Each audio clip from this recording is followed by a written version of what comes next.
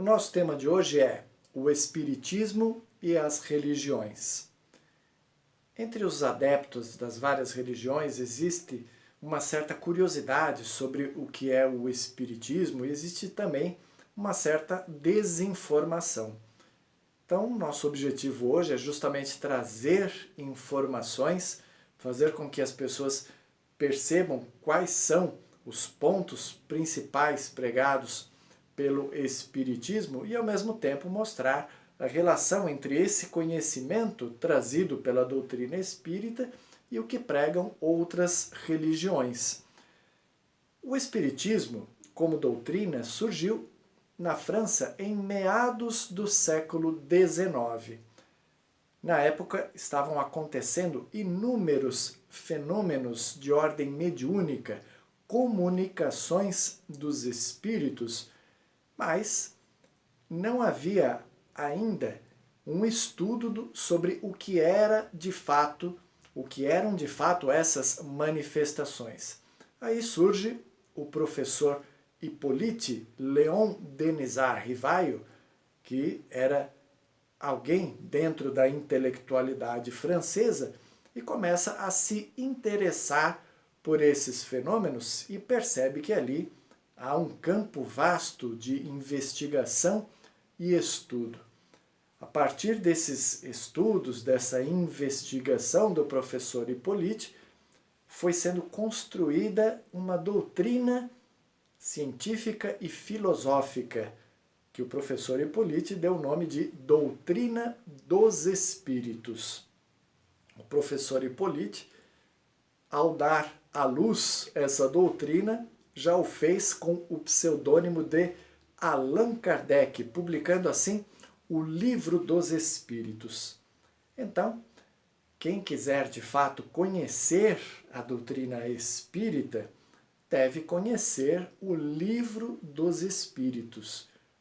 Porque Kardec, na verdade, teve ali o mérito de coordenar os assuntos, organizar todo aquele conhecimento, por isso ele é chamado de o codificador da doutrina.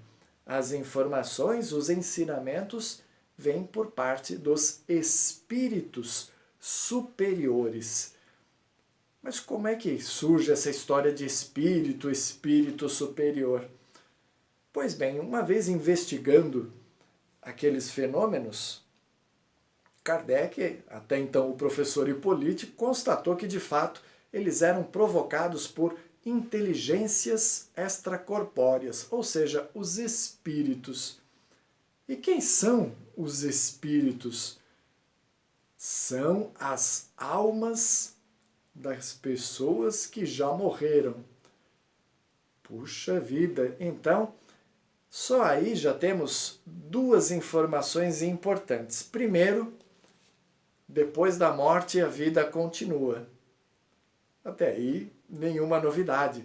Todas as religiões falam sobre a sobrevivência da alma após a morte.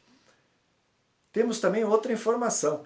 Eles podem se comunicar com o mundo físico. Os espíritos têm essa possibilidade se utilizando de pessoas com aptidão para isso, os chamados médiuns.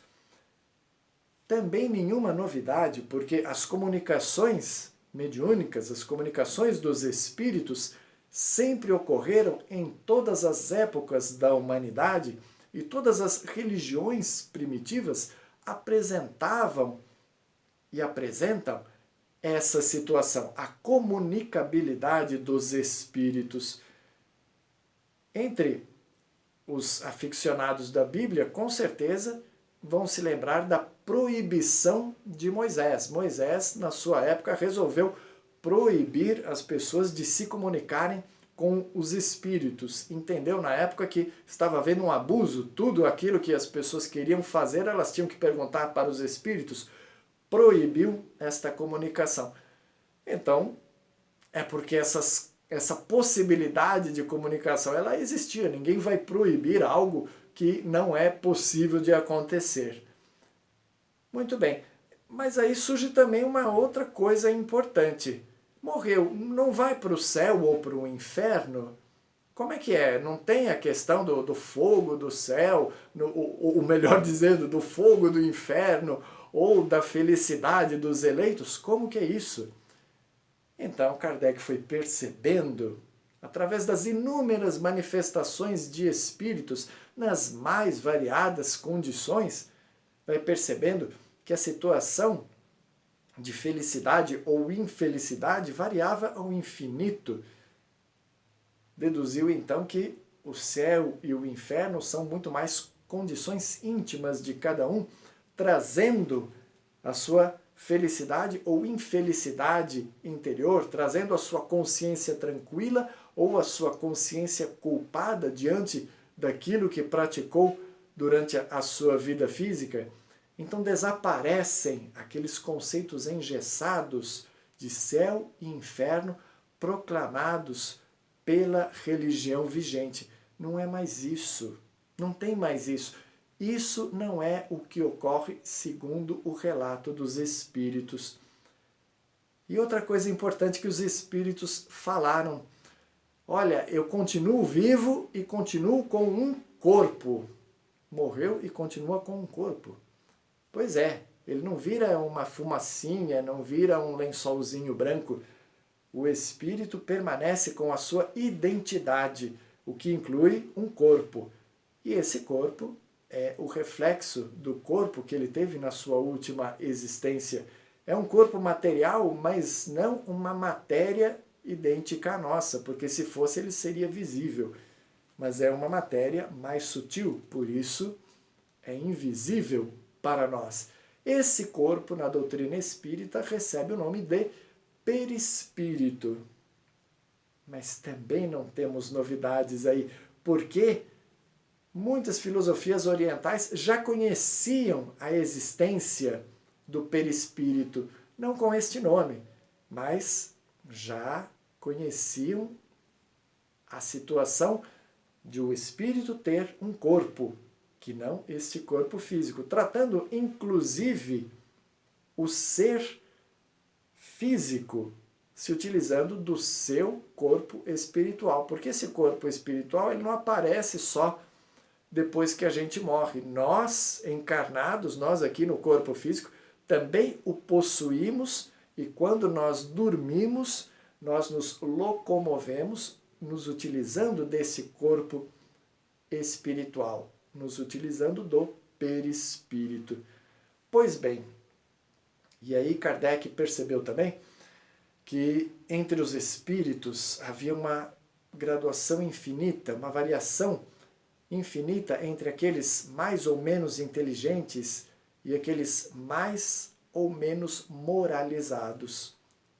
Então ele, percebendo pela linguagem, pela lógica, pela clareza, aqueles de maior intelectualidade e de maior moralidade, ele percebeu que ali eles eram superiores. Então, foi buscando na fonte dos espíritos superiores os conhecimentos, as respostas para as perguntas que ele foi colocando no livro dos Espíritos.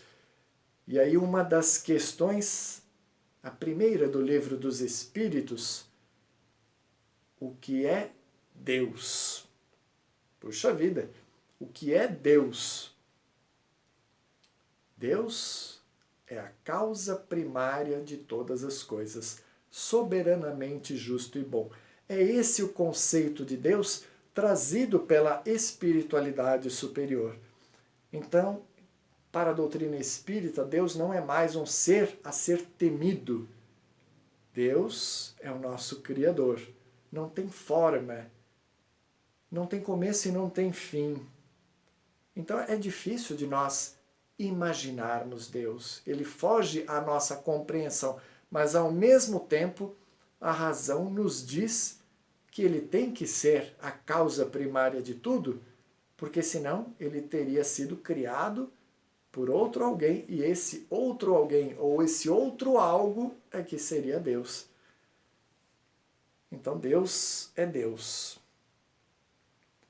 E governa o universo através de leis perfeitas e imutáveis. Então Deus não é aquele que fica punindo a cada um de nós diante de cada erro que nós cometemos, de cada pecado que nós praticamos. Estamos diante de leis que vão nos conduzir ao nosso aperfeiçoamento. Então aí nós temos mais alguns conhecimentos. O progresso nosso, o progresso espiritual que cabe a nós realizar, a lei do progresso. E encontramos também a lei de justiça, a justiça divina se manifestando na nossa vida. Mas para compreender essas duas leis, precisamos entender que existe na nossa trajetória a lei da reencarnação, também conhecida como lei da pluralidade das existências, ou seja, nós, espíritos imortais, passamos por sucessivas encarnações, sucessivas vidas na matéria, vivendo num corpo físico, partindo através da morte, deixando a vida física para depois de um intervalo mais ou menos longo, continuarmos, voltarmos a um novo corpo físico para mais uma nova existência na vida física e assim conquistarmos gradativamente a nossa evolução.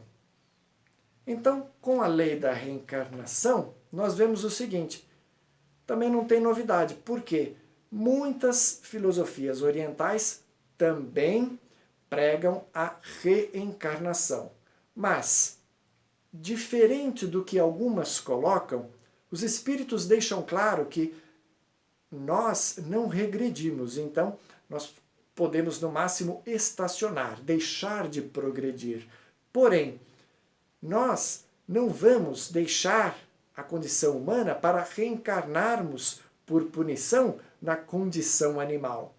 Porque o psiquismo animal não contribuiria para o nosso aprendizado. O animal vive para as suas necessidades, para o seu instinto, coisa que nós já superamos.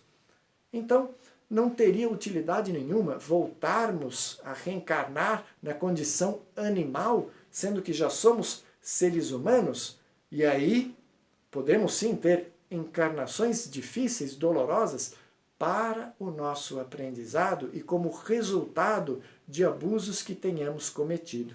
E aí encontramos a lei de justiça se manifestando nas sucessivas encarnações.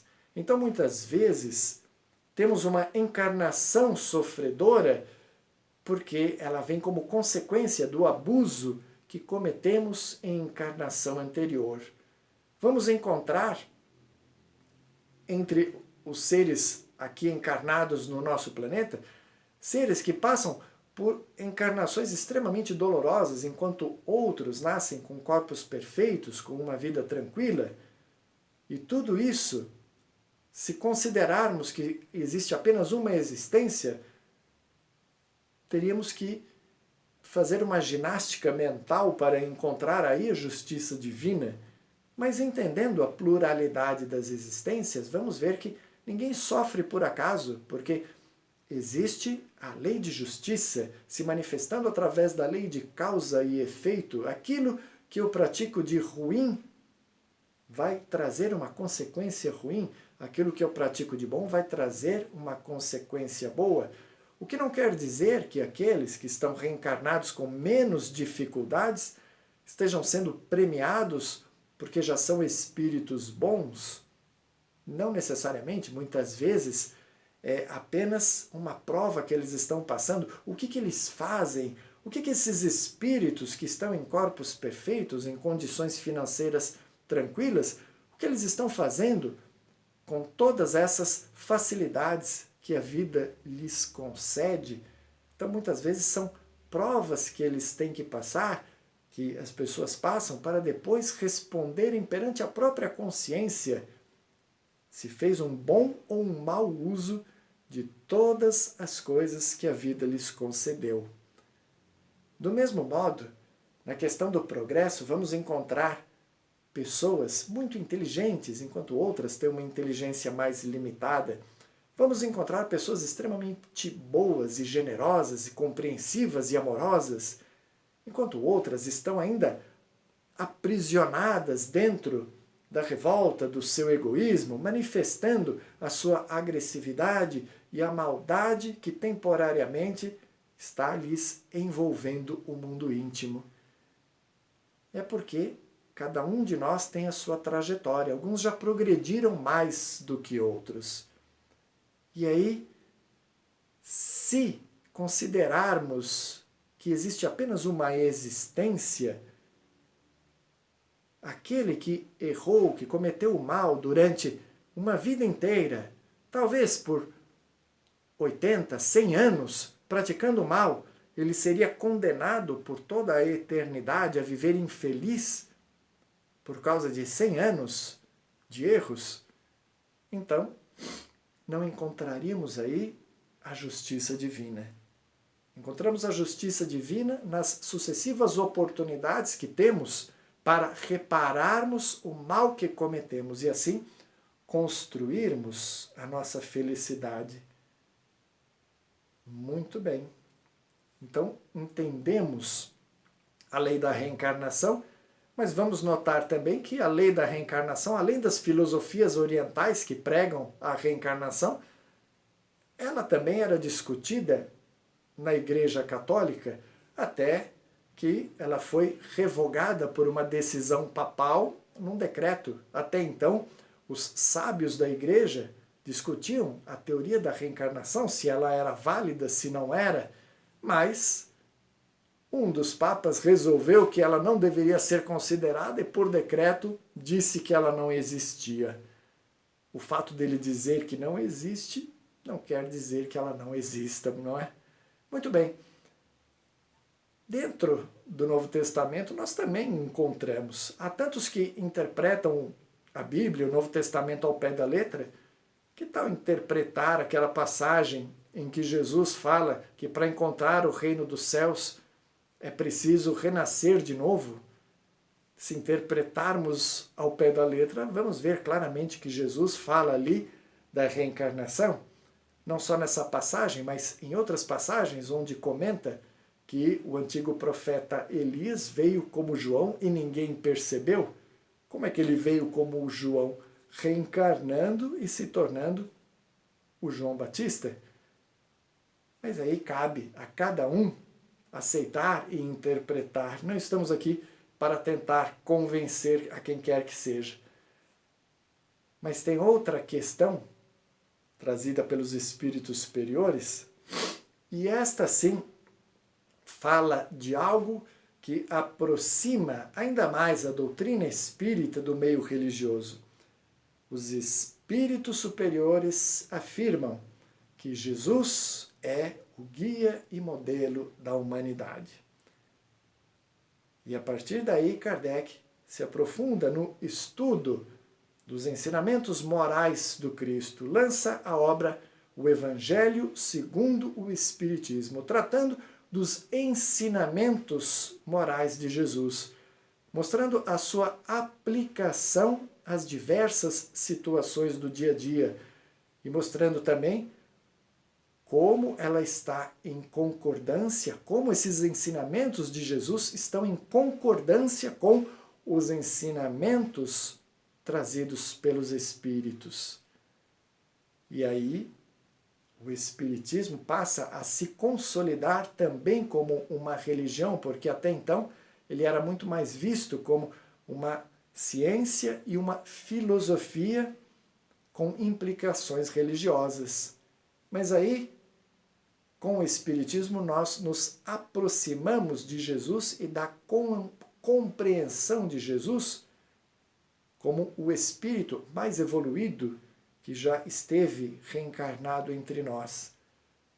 Hoje já entendemos Jesus não só nessa condição, mas como o governador do nosso planeta, dirigindo os destinos da humanidade e nos amparando a cada momento e tendo em seu auxílio numerosos espíritos de hierarquia superior E esses espíritos, em diversas épocas da humanidade, estiveram reencarnados em várias partes do mundo, trazendo o conhecimento, trazendo ensinamentos para alavancar o progresso da humanidade. É assim que inúmeras religiões surgiram em vários pontos do planeta, e todas elas direcionadas pelo Mestre Jesus para fazer com que a humanidade, aos poucos, fosse despertando para essa necessidade de progresso interior, através do amai-vos uns aos outros. Assim sendo, o Espiritismo compreende a cada religião como sendo importante para aqueles que a praticam com sinceridade, com fé, com devotamento. O Espiritismo não denigre, não rejeita, não rebaixa a qualquer religião, porque considera a todas elas como importantes para o progresso da humanidade. O que atrapalha é o fanatismo que algumas pessoas desenvolvem, fazendo com que a sua fé se volte contra o seu próprio semelhante. Em nome do apego à sua verdade religiosa, passa a combater aqueles que não comungam com o mesmo pensamento, com a mesma fé. Mas, na essência, as religiões tentam fazer com que nós nos aproximemos de Deus. Então, todas elas são aceitas e bem-vindas. Na espiritualidade, os cultos religiosos, eles continuam. Não pense você que a pessoa católica, ao desencarnar, vai automaticamente se tornar espírita porque percebeu que não era o céu e o inferno daquele jeito.